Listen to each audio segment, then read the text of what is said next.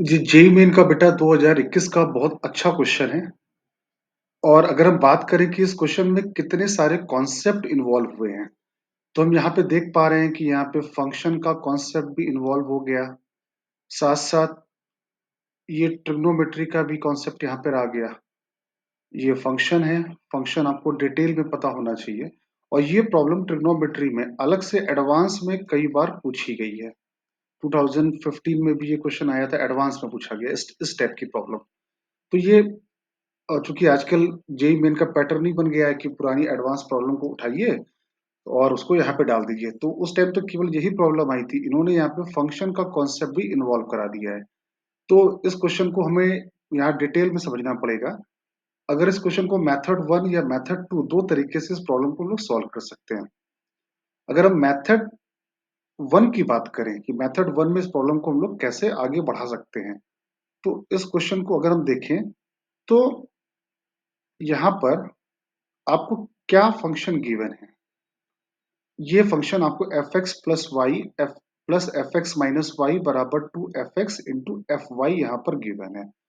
अब अगर देखो, अगर आप f x plus y plus f x minus y बराबर two f x into f y कहीं पर भी गिवन है, अगर आपको ये तो वैसे स्टैंडर्ड है, अगर आप इसको याद कर लेंगे तो ये आपके लिए बेनिफिट रहेगा। ये फंक्शन आपको रिजल्ट याद होना चाहिए। तो जनरली यहाँ पर एफ एक्स बराबर हम लोग कॉस एक्स यहाँ पे अगर एज्यूम करोगे तो एफ एक्स प्लस वाई क्या हो जाएगा, वो आपका हो जाएगा cos x plus y. F x minus y क्या हो जाएगा, कॉस एक्स माइनस वाई। तो यहां पर अगर आपने इन दोनों को ऐड किया तो यहाँ क्या लगेगा, cos C plus cos T. और cos C plus cos D लगा के ये सॉल्व होके आ जाएगा two cos x into cos y. मतलब ये two f x into f y के बराबर आ गया, जो आपको फंक्शन गिवन था। मतलब f x equal to cos x दिए गए क्वेश्चन को सेटिस्फाई कर रहा है। और ये रिजल्ट आपको मेमोराइज भी होना चाहिए। करेक्ट। अगर ये क्वेश्चन केवल इतना होता, पूछता कि एफ एक्स क्या होगा, तो हमारा एफ एक्स बराबर कॉस एक्स रख के हम काम खत्म कर देते। लेकिन एज वेल एज यहाँ पे कंडीशन भी दी है f one by two equal to minus one. तो अब इस कंडीशन को भी हमें सेटिस्फाई कराना है, f one by two equal to minus one. अगर हम इस कंडीशन को सेटिस्फाई कराने जाएंगे तो f x equal to cos x मानने की जगह आप f x equal to cos t x मान लीजिए। और एफ वन बाई, अच्छा, कॉस टी एक्स भी दिए गए क्वेश्चन को जहां पर इस कंडीशन को सेटिस्फाई कर रहा है, आप चेक कर सकते हैं। और आपको एफ वन बाई टू की वैल्यू क्वेश्चन में क्या गिवन है, माइनस वन। तो अगर हम निकालें कि एफ वन बाई टू की वैल्यू हमारे जो हमने फंक्शन एज्यूम किया है, तो वहां पर क्या आ जाएगा, कॉस एक्स बाई टू आ जाएगा, कॉस टी बाई टू आ जाएगा। अगर हमने एक्स की जगह पे क्या डाला, वन बाई टू, बराबर किसके, माइनस वन की। कॉस की वैल्यू माइनस वन कहाँ पे होती है, पाई पे होती है। तो t इक्वल टू आपको क्या मिल गया, then you get t equal to two pi. मतलब कि जो हमारा फंक्शन था f x equal to cos t x, अब ये फंक्शन क्या बन गया, ये फंक्शन बन गया t की जगह टू पाई डाला तो that is two pi x. अब क्वेश्चन में हमको जो जो कंडीशन दी थी, अगर अपने हम प्रॉब्लम देखेंगे तो हमारा ये कंडीशन भी सेटिस्फाई हो गई और ये कंडीशन भी सेटिस्फाई हो गई। और हमारा फंक्शन क्या निकल के आ गया, एफ एक्स बराबर कॉस टू पाई एक्स यहाँ पर निकल के आ चुका है। अब हमको आगे यहाँ पर अब क्या करना चाहिए, अब आपको क्वेश्चन में इसकी वैल्यू पूछी गई है, इसकी वैल्यू। ये बेटा, ये क्वेश्चन मैं बता रहा हूँ जेई मेंस में एडवांस में कई बार ये क्वेश्चन अलग से पूछा जा चुका है। तो इस क्वेश्चन में हमको अलग से काम करने की जरूरत है। और ये सिग्मा वन अपॉन साइन के इंटू साइन के प्लस एफ के लिखा हुआ है यहाँ पे, राइट। और के की वैल्यू कहां से स्टार्ट हुई है, वन से लेकर सिग्मा लगा है 20 तक। अब हमको एफ के भी चाहिए। एफ के का मतलब क्या हुआ, जब हम के इक्वल टू वन डालेंगे तो हमको एफ वन चाहिए, के इक्वल टू टू डालेंगे तो एफ टू चाहिए, के इक्वल टू थ्री डालेंगे तो एफ थ्री चाहिए। तो एक बार जब हम जाल के यहाँ पे देखते हैं कि F1 F2 F3 की वैल्यू क्या आती है। अगर मैंने यहाँ पर F1 निकाला तो कितना आएगा cos 2 पाई की वैल्यू कितनी होती है 1। F2 निकाला तो क्या वैल्यू आएगी cos 4 पाई की वैल्यू क्या होती है 1। F3 निकाला कितना आएगा cos 6 पाई आएगा, cos 6 पाई की वैल्यू भी क्या होती है 1। अगर ये करते जाएंगे और आगे अगर हम F20 भी निकालेंगे तो कितना आएगा cos 40 पाई, और cos 45 की वैल्यू भी क्या होती है 1। तो हमने देख लिया कि एफ के की वैल्यू इट इज ऑलवेज 1। तो now we can say f k equal to 1 for any k. तो इस एफ के की जगह पे हम लोग क्या डाल सकते हैं 1 डाल सकते हैं। ये बहुत अच्छी प्रॉब्लम है और लेंदी प्रॉब्लम है।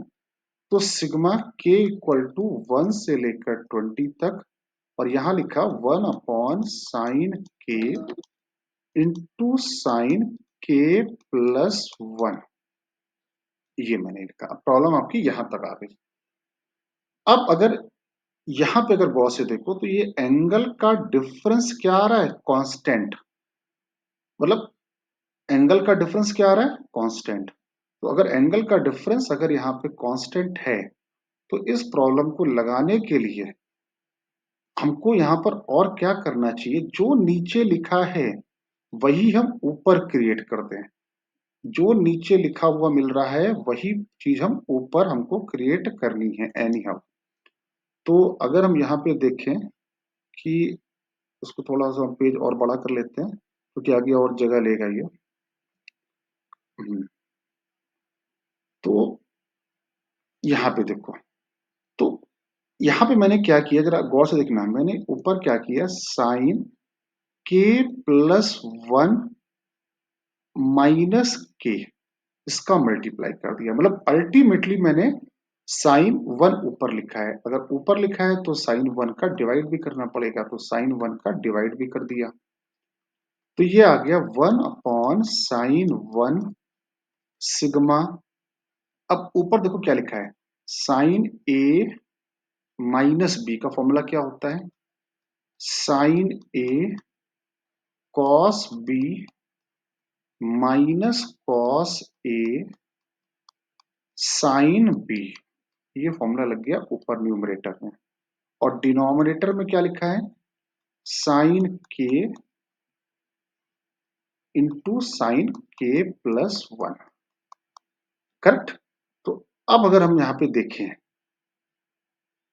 तो हमको समझ में आ रहा है कि थोड़ा सा पेज बड़ा कर लेते हैं, जगह की जरूरत पड़ेगी। अब देखो, अब ये अपॉन ये करोगे तो साइन के प्लस 1 से साइन के प्लस 1 कैंसिल हो जाएगा, तो ये क्या बचेगा 1 अपॉन ऊपर बचा कॉस के, नीचे बचा साइन के, माइनस यहां पे क्या बचेगा, साइन के से साइन के कैंसिल, क्या बचेगा कॉस के प्लस 1 अपॉन साइन के प्लस 1। सिग्मा लगा हुआ है। अब इसको अगर हम बात करें तो ये क्या लिखा है, सिग्मा कॉट के माइनस कॉट के प्लस 1। के की वैल्यू 1 से लेकर 20 तक। अब ये डिफरेंस सीरीज वाला सवाल बन गया जाके, मतलब ये अगर बात करें तो ये एल्जेब्रा का पार्ट चला गया। कैसे, के की वैल्यू अगर आपने 1 डाली तो क्या आएगा कॉट 1 माइनस कॉट 2, ये पहला ब्रैकेट। के की वैल्यू 2 डाली तो क्या आएगा कॉट 2 माइनस कॉट 3। और यही अगर हम करते रहें लगातार और के इक्वल टू अब क्या डालें 20 डालें तो कितना आएगा कॉट 20 माइनस कॉट 21। और यहां पर ऑल्टरनेट टर्म देखो लाइन से कैंसिल हो रही है, ये इसके साथ कैंसिल होगा, ये इसके आगे वाले के साथ कैंसिल होगा, ये इसके पीछे वाले के साथ कैंसिल होगा। तो ये लगातार कैंसिल वाला पार्ट चलता जाएगा। राइट। तो अब अगर आप देखो कि यहां पर क्या बचा कॉट 1 माइनस कॉट 21।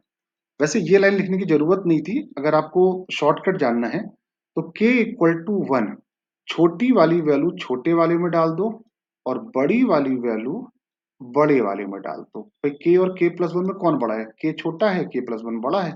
तो छोटी वाली वैल्यू के इक्वल टू 1 कहाँ डाल दो, छोटे वाले में, तो क्या आ गया cot 1, और के इक्वल टू 20 कहाँ डाल दो, बड़े वाले में, तो क्या आ गया cot 21 आ गया।